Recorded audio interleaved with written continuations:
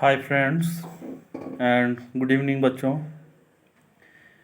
आज मेरे लिए बहुत ख़ास दिन है। जिस मुहिम के लिए मैं लगा हुआ था, आज उसकी शुरुआत हुई। आज 7 फरवरी 2023 मेरे लिए काफ़ी अच्छा दिन है। जो मैंने सोचा उसको मैंने आज फंक्शनली लाया। बच्चों के साथ आज मुलाकात हुई, कुछ इंट्रोडक्टरी बायोलॉजी से लेकर रिलेटेड बातें हुई, जो मैंने पहले पिछले वीडियो में उन लोगों को बताया, आप लोगों को समझाया था। तो आज शुरुआत उन बच्चों को मैंने किया फसल चैप्टर से, जो विज्ञान में जीव विज्ञान का पहला चैप्टर है।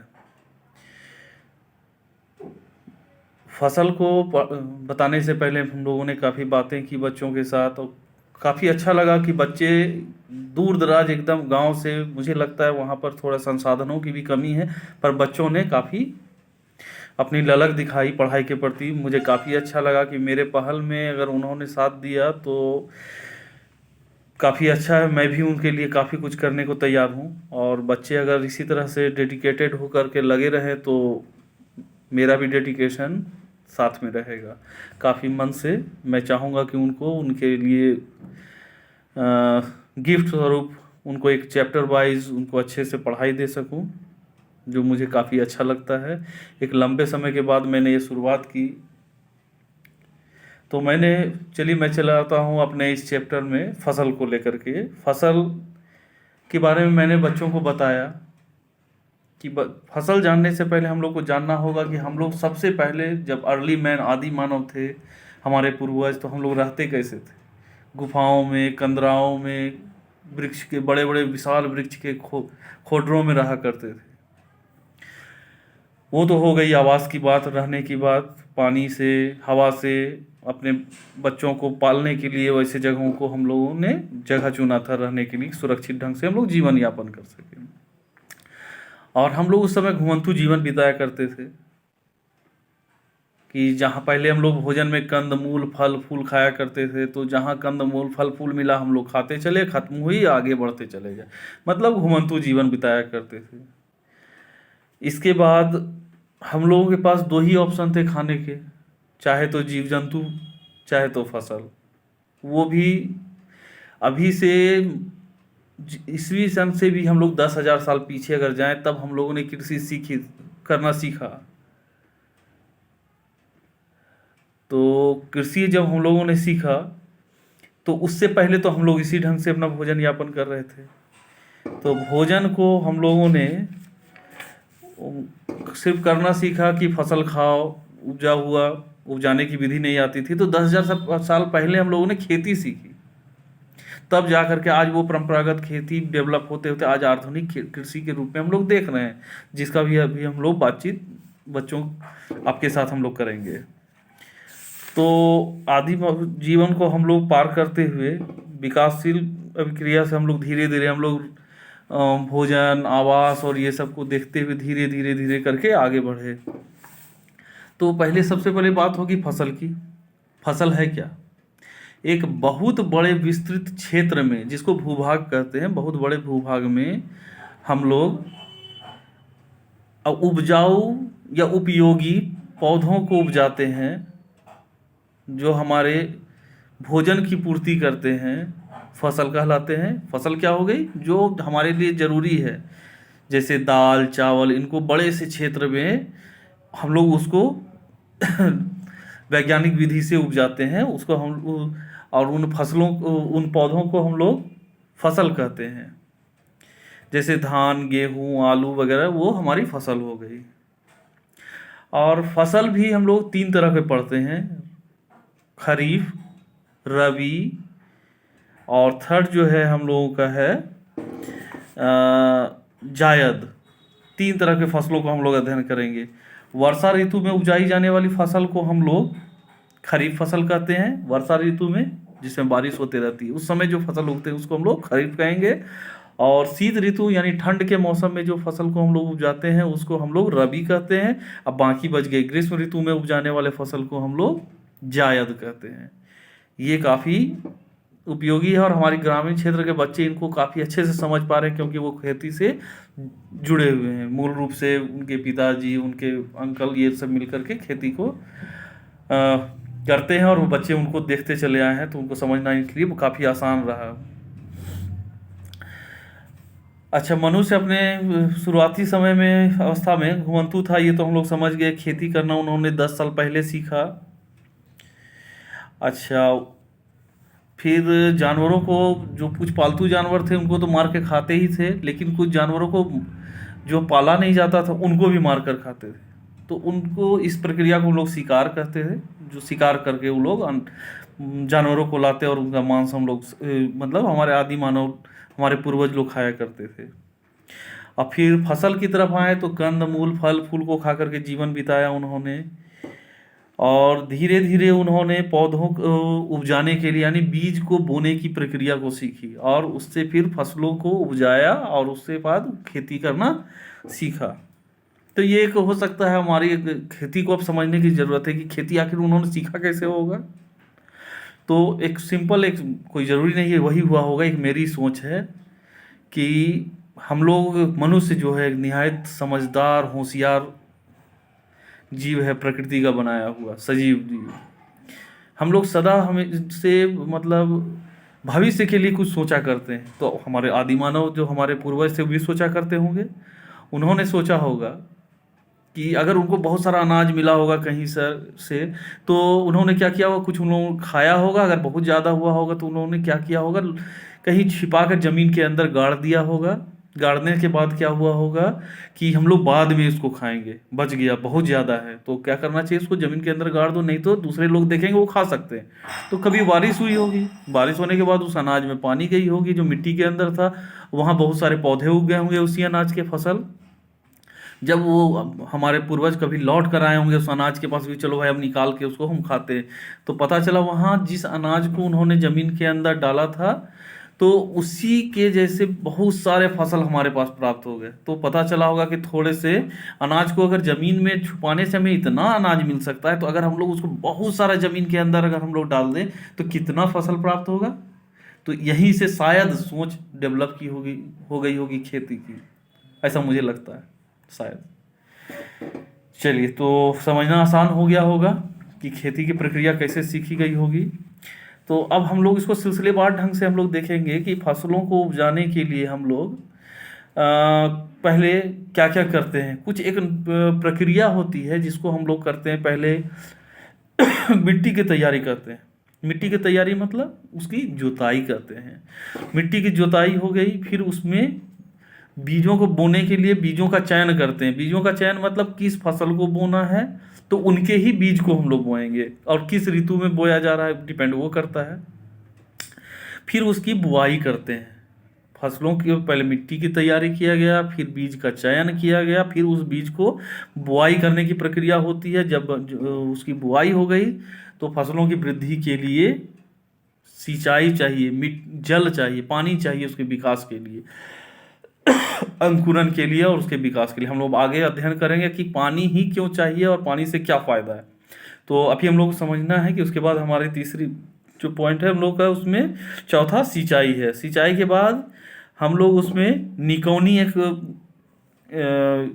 तरीका है, उसको हम लोग उसकी चर्चा करेंगे। उसके बाद कटाई होती है, फिर गहाई उसाई और सफाई की जाती है अनाज की, और तब उसका स्वच्छ भंडारण किया जाता है। इसका हम लोग अध्ययन करेंगे। मिट्टी की तैयारी सबसे पहले आती है। तो मिट्टी की तैयारी क्या है, मिट्टी को कोड़ कर उसको उलट पुलट करना जोताई कहलाता है। ये मिट्टी की तैयारी में से सबसे पहला कदम है।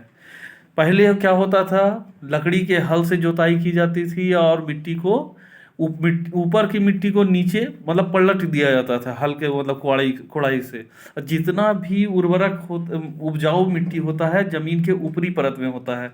अब मिट्टी की को जोताई से पलट देने से क्या हो गया, उपजाऊ मिट्टी जमीन के अब ऊपर वाला मिट्टी नीचे चला गया। तो अब क्या होगा, बीज की बुआई कहाँ की जाती है, जमीन के अंदर। तो अब उपजाऊ मिट्टी भी अंदर, अब बीज भी जाएगा अंदर, तो अब वो बीज अच्छे से डेवलप कर पाएगा। ये तो जोताई होगी। अब जोताई में क्या होता है, हम लोग देखा है ट्रैक्टर द्वारा, हल के द्वारा, बैल के द्वारा, जैसे भी हम लोग उसकी जोताई करते थे पहले, और आज तो ट्रैक्टर से होता है और काफ़ी आसानी से हम लोग कर पाते। तो उसके बाद क्या होगा, जोताई करने से उसकी मिट्टी के बड़े बड़े ढेले बच गए। अब उसको, उन ढेलों को तोड़ा जाता है, जिसको चौकी बोला जाता है। ठीक है।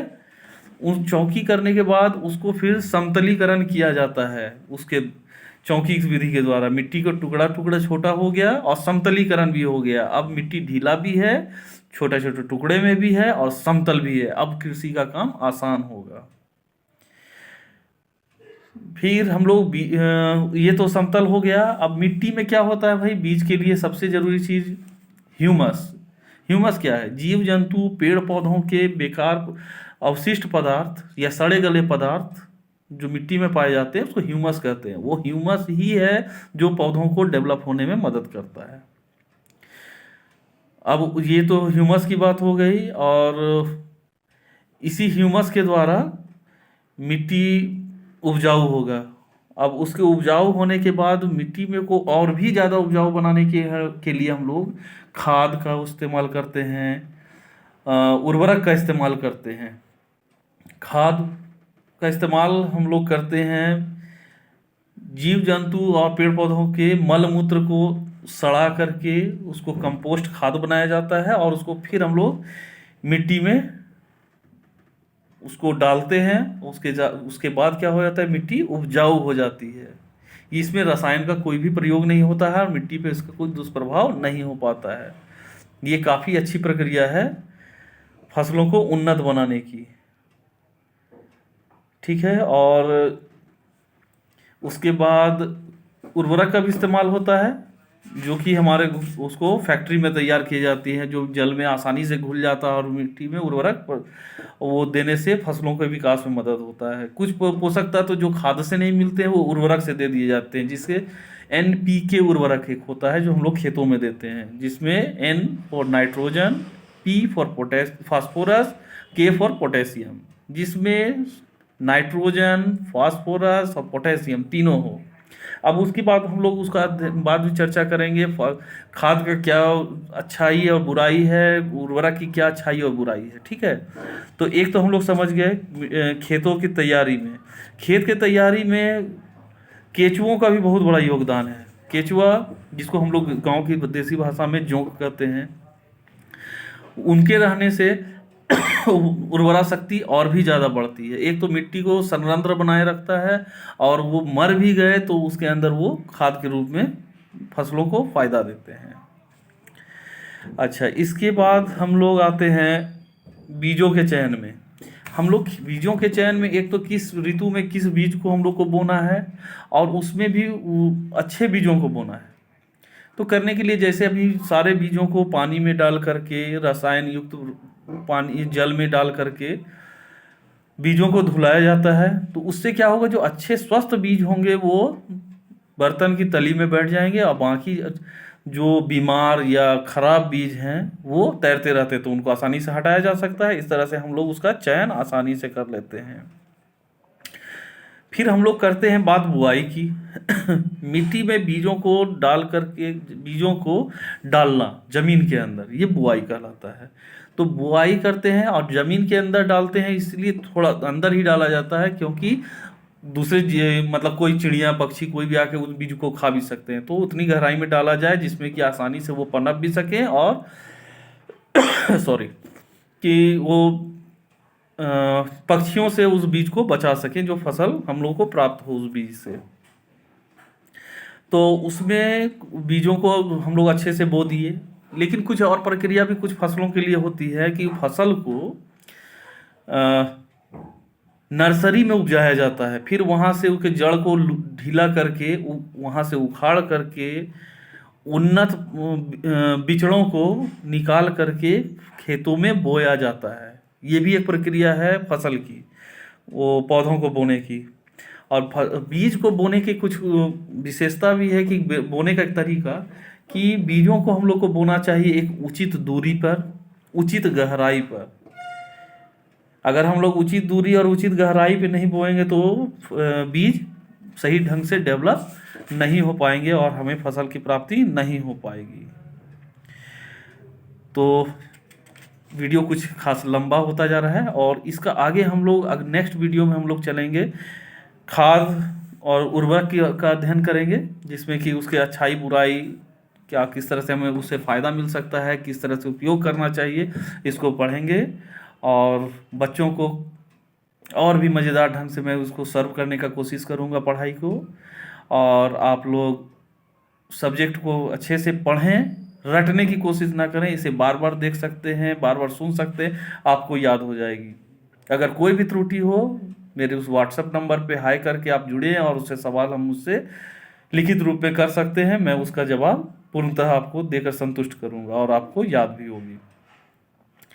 तो आप अगर आपके जानने पहचानने वालों में दूर दराज गरीब क्षेत्र या बहुत ऐसे क्षेत्र जहां पर पढ़ाई की सुविधा नहीं हो, अभी तत्काल क्लास 8 के बच्चों के लिए ये है, और आप उनको इस मुहिम से जोड़ करके, मेरे मोबाइल नंबर से जोड़ करके आप उनको पढ़ाई में आगे ले जाने में सुविधा दे सकते हैं, जो कि एक पुण्य का काम है। आप सारे लोग मिलकर करें, मैं भी उसमें सहयोग करता रहूँगा।